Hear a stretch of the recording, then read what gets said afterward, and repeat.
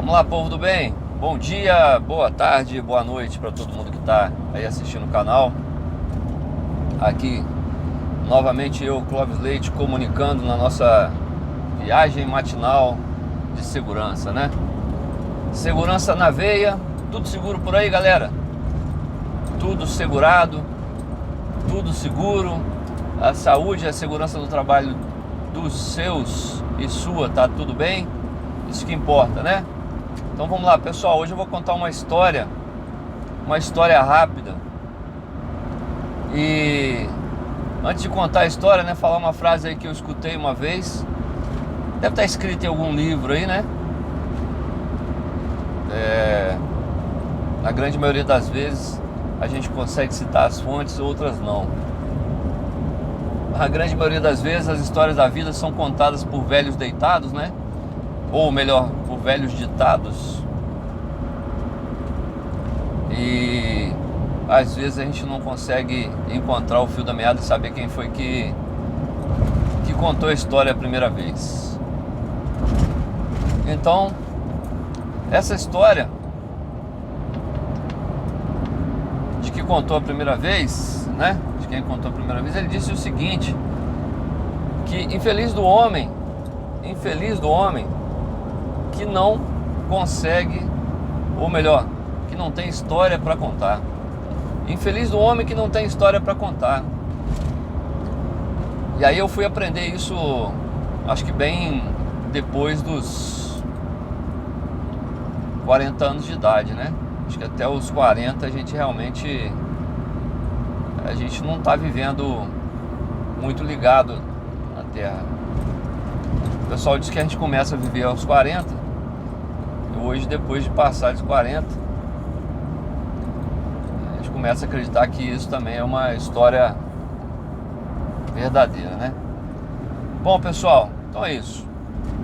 Feliz do homem que não tem história para contar. Para ser feliz, vou contar uma história para vocês aqui, que é o seguinte. Para quem está chegando no canal agora, sempre comento, né, aqui, perdoa, estou dirigindo, estou atento aqui à estrada. Alguns colegas até fazem comentário, eu agradeço de coração os comentários, né, de alguns colegas que sempre estão observando. A câmera está presa, né, eu estou aqui atento à minha direção, isso é extremamente importante. Vale falar aqui, né, vale citar isso, né, e a atenção toda voltada para o trânsito. É como se a gente estivesse com certeza conversando com uma pessoa aqui dentro do carro. E às vezes quando eu dou uma parada, uma pausa na fala, uma pausa na conversa, é porque, agora eu estou parado, por exemplo, quando eu dou uma pausa na conversa é porque eu estou redobrando a atenção em alguma coisa aqui do trânsito. Isso que é o mais importante. E utilizando o tempo, né, que a gente tem aí no nosso dia a dia, para poder conversar sobre segurança com todos aqueles que têm interesse em saber sobre segurança. Agradecer de novo aí algumas pessoas que estou sempre agradecendo aqui no canal. Minha amiga Mariana, que uma aluna de segurança do trabalho, hoje profissional da área, né? E ela acabou fazendo um comentário ontem, eu achei muito legal, que as conversas estão valendo a pena, e isso deixa a gente feliz, porque a gente sabe que os temas que a gente está aqui abordando estão valendo então a pena para os colegas aí. Bom, essa história que eu tenho para contar é o seguinte: é uma história sobre trabalho em altura, né?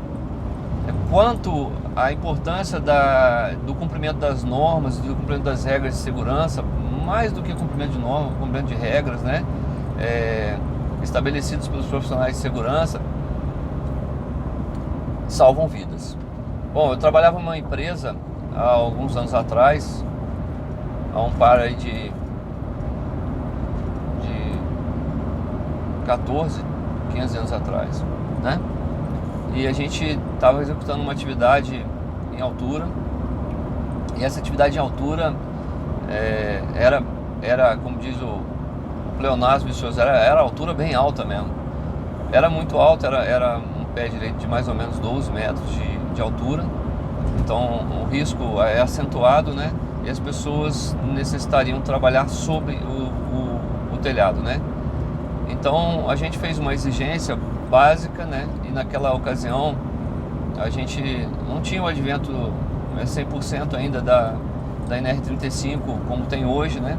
Com todos os seus regulamentos, acesso por cordas, etc. e tal. E a gente então solicitou, com aquilo que a gente tinha de conhecimento, com aquilo que a gente tinha de conhecimento da própria NR18, né, de construção civil, de regras básicas aí de trabalho em altura, de altura. Eu já sou advindo de uma área que também já tem o resgate em altura, trabalho em altura, né, há muitos anos, né, independente da NR35. Então naquela ocasião, a gente estabeleceu então para a empresa que haveria necessidade de realizar a extensão de cabos vida, né, sobre o telhado. E aí dimensionamos então lá o cabo, um cabo de aço 8 mm, envelopado, né, protegido, os trava-quedas, os cintos, os talabartes, né, todo o material de ancoragem, né, os mosquetões, como seria realizado a linha de vida, né, em que determinada extensão, onde é que a gente teria os pontos de ancoragem, onde é que a gente teria os pontos de limitação da linha de vida, onde as pessoas não podiam passar, quantas pessoas deveriam estar ancoradas em cada linha de vida. Então realizamos essa orientação, e então eu solicitei a um empreiteiro da ocasião, dizendo: olha, eu preciso que você estenda. E tinha uma área do telhado que era uma extensão muito grande, né? A gente precisaria ali pelo menos, né, de, sei lá, de uns 300 metros de cabo de aço. Era algo daquela ocasião, algo que não estava orçado na obra, quando ele fez o orçamento da obra. Ele não tinha observado isso, e mesmo assim a gente fez a exigência, e regulamentou e exigiu que fosse instalado. Por hora houve uma certa resistência daquela ocasião, mas não tem a norma ainda e tal. Houve uma certa resistência, e a gente continuou firme com o propósito de que haveria necessidade, até o momento que a gente falou: olha, então não vai ser executada nenhuma tarefa, e a gente exerce o poder de regulamentado, aí, o poder determinado aí pelo Ministério do Trabalho e Emprego, hoje Secretaria de Segurança, né? Todos devem saber e devem ter ciências e entender o fundamento do técnico de segurança, do supervisor de segurança do trabalho, quando foi criado mesmo, né? E o fundamento para o engenheiro de segurança do trabalho é que nós representamos 50% dos empregados, 50% empresa, né? 50% empregados e 50% empresa. Nós, né, em tese, representamos o Ministério Público do Trabalho dentro das empresas. Então temos uma obrigação legal de orientar e cobrar, cumprir e fazer cumprir as regras e normas de segurança do trabalho. Então, quando chega ao limite de que as pessoas não querem executar determinada orientação, chega ao nosso limite também de abordar a empresa, abordar o empregado ou empregador, e orientá-lo de forma que a atividade seja executada com o menor risco possível. Caso ainda exista o risco, a gente deve, com certeza, não vou dizer forçar a barra, mas com certeza ser muito mais firme quando a gente percebe que existe um risco de morte, um risco de lesão corporal maior ali para o trabalhador. Então, nessa ocasião, eu entendi que já estava chegando nesse limite, a gente forçou a lá então ir para a instalação. Bom, depois de mais de uma semana de discussões, a empresa instalou, e aí fez a subida com segurança, o acesso. Pasme, eu recebia naquela ocasião algumas mudas de uniforme, estava lá numa conferência, fazendo a conferência dessas mudas de uniforme, né? E a vida estava tocando, quando alguém chama no rádio, alguém passa um informe de que havia ocorrido um acidente do trabalho. E aí, para o técnico de segurança, isso não é bom, para ninguém isso é bom, e a gente entende como cuidado com a vida de todos. E correu então para o setor de trabalho, já imaginando onde seria, né? E ao chegar ao local, eu vi somente o cabo de aço pendurado, né? E a pessoa já havia sido resgatada lá. Sofreu alguns arranhões, alguns pequenos arranhões, algumas pequenas escoriações na perna, né? Mas estava preso ao cinto de segurança, e o cinto de segurança estava, como diz alguns colegas, atacado lá ao cabo vida, um cabo de aço de 8 mm.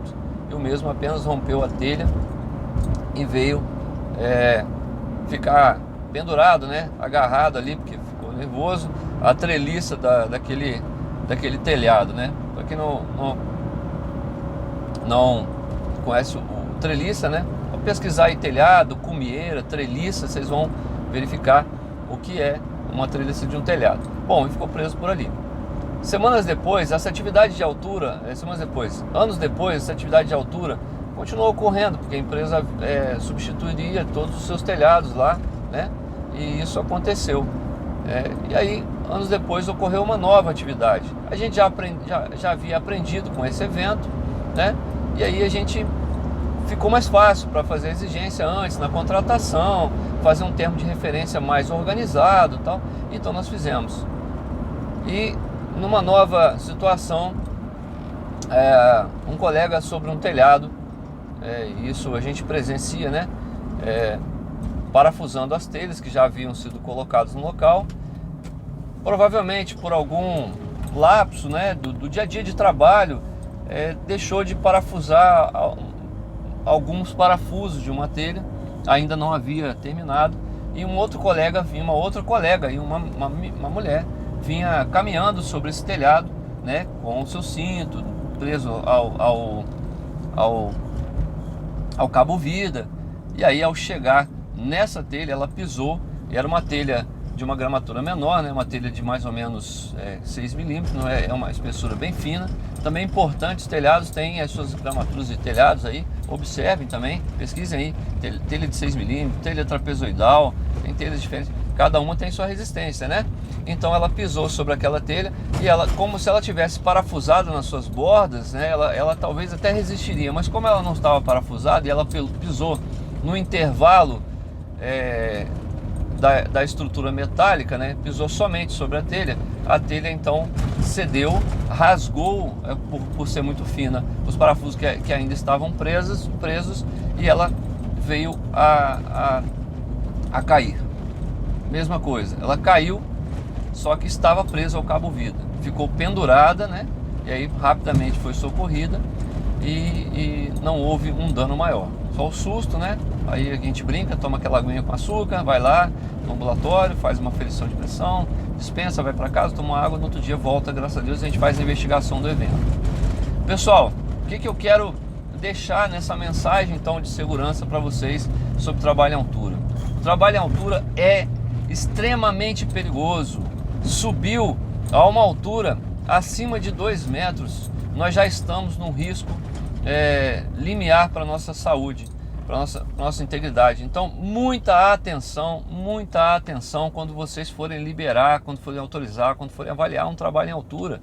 Não fiquem se atendo somente à norma. Treinem, os profissionais de saúde e segurança devem ser treinados em altura. E não é só treinamento NR35, busca outras fontes de treinamento, busca ser um profissional, né, um pouco à frente, não vou dizer à frente do mercado, mas ser um profissional que busca um pouco mais de informação para você contribuir com aquelas pessoas que vão executar o trabalho em altura. Ok, pessoas? E essa atividade, essas duas historinhas que eu contei aí, são histórias que ocorreram comigo como profissional de saúde e segurança, e que graças às regras bem atendidas e aos regulamentos não houve a queda, né? Houve o risco, né? Tava ali, a pessoa caiu, mas ficou pendurada porque estava presa ao cabo, né? Aí depois investiga por que a pessoa saiu da plataforma e andou sobre a telha, porque sobre o telhado também tem que ter a plataforma para andar, porque está na regra, né? E ela pisou fora da plataforma. Aí são outras investigações que nós vamos fazer. Não é o tema aqui. O tema aqui é segurança em altura e o cuidado que a gente deve estabelecer cada vez maior para evitar a ocorrência de um acidente. Então, depois eu conto mais histórias aqui, ok? Se liga no canal, se inscreve, dá um joinha, né? Participa com a gente e a gente vai estar sempre junto com vocês aqui. Muito obrigado, tenham todos um bom dia, boa tarde, boa noite, que Papai do Céu abençoe a vida de cada um de vocês.